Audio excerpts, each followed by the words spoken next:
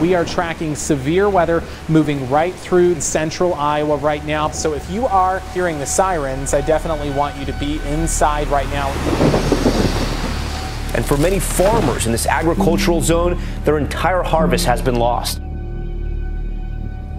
I don't know if it's just a pattern that we're in right now or if we just drew the short straw for a while. Yeah, it makes you nervous. When you come down to the weather and talk about these heavy rains that we're getting that they used to not get in this way, that could take 2-3 inches of soil off in 10 minutes, that's their livelihoods. A lot of farmers don't want to talk about climate change, but they do and will talk about adverse weather conditions, and they're seeing more and more of it. The derecho wiping out an estimated 10 million acres, likely to cost billions of dollars.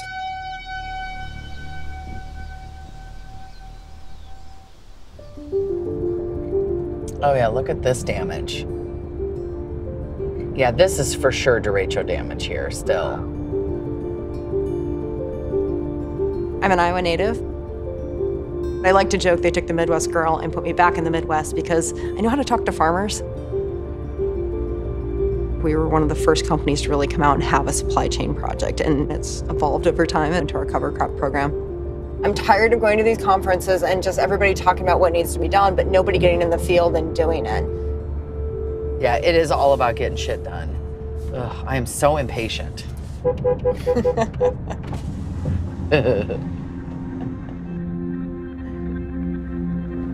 Morning. Hey. Morning. How are you? For Unilever in the US, we try to source as locally as possible. And as a company, climate change is a very big threat in the sense of being able to source our ingredients. As it gets warmer, sourcing regions change. So if we lose our sourcing regions, that's a very big problem. And if you can't get these ingredients, how are we going to make products? It's a business threat, and any company that doesn't look in that way is fooling themselves.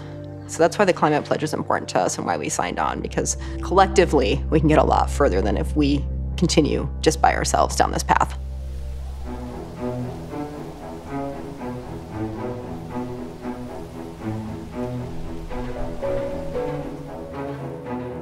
At Practical Farmers, our goal is to help stand up businesses and stand up farms that are going to be resilient.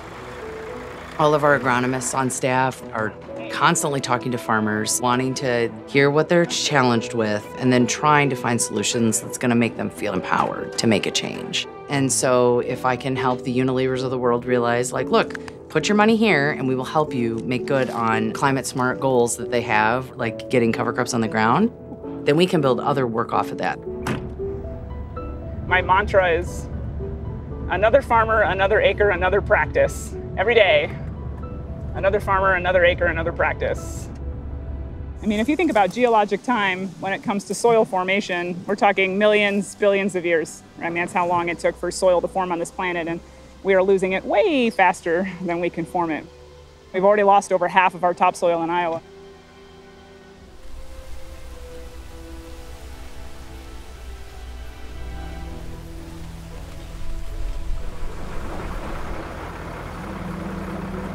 There you go. Cover crops are a crop that you plant in between primary crops to help with soil health. It's living, it's breathing, it's putting carbon into the soil. It is used to reduce loss of nutrients, to cover the soil up and reduce erosion. We realize that if we're gonna be able to plant cover crops and have enough acres planted in the fall, we need people that can get cover crops in the ground. So how do we get the farmers, though? If you give a farmer incentive to have cover crops on their farm, they will change the landscape, but the market hasn't paid them to do it today. But I think really if you have people holding new businesses' hands and saying, this can be done and this is how we've done it, I think that'll work. It's time for companies to not just talk about doing their part, do their part. First and foremost, in farmers' minds, they have to be economically sustainable before they will be environmentally sustainable. I had a couple farmers approach me and say, hey, I'm interested in trying cover crops, but I don't know if I want to try this. And that was the first kind of foray into, there might be something here. It helped show how important good soil health is for farmers, because we did see some farmers who, even after the storms coming through and the significant damage that had been done, his corn didn't go down. His neighbors did, but his is still standing. Well, why is that? Right here, it's almost shin high. Yeah, this field looks fantastic. Doug, this is beautiful. You could take a pretty heavy rain, Oh yeah. and these plants would cushion every raindrop that fell from the sky. The rain intercepts corn biomass and rye, and it doesn't hit your soil. So having all this biomass here cushions the soil surface and protects it. You know, you don't lose your soil. All of the children and grandchildren that are going to come after us are not going to be able to have the benefits of what we have here today. Unless we use conservation practices like you, right? So your farm fields are still going to be valuable. Well, that's what I'm hoping. I hope that when I leave this world that my farms are better than when I got them. There isn't anything in life that's permanent, and everybody thinks this soil is permanent. It is not. No, it's not. And I'm such a lucky guy to have the soils that I have. The future of farming has got some real opportunities, but farmers have to take care of what we have today to have the opportunities for tomorrow.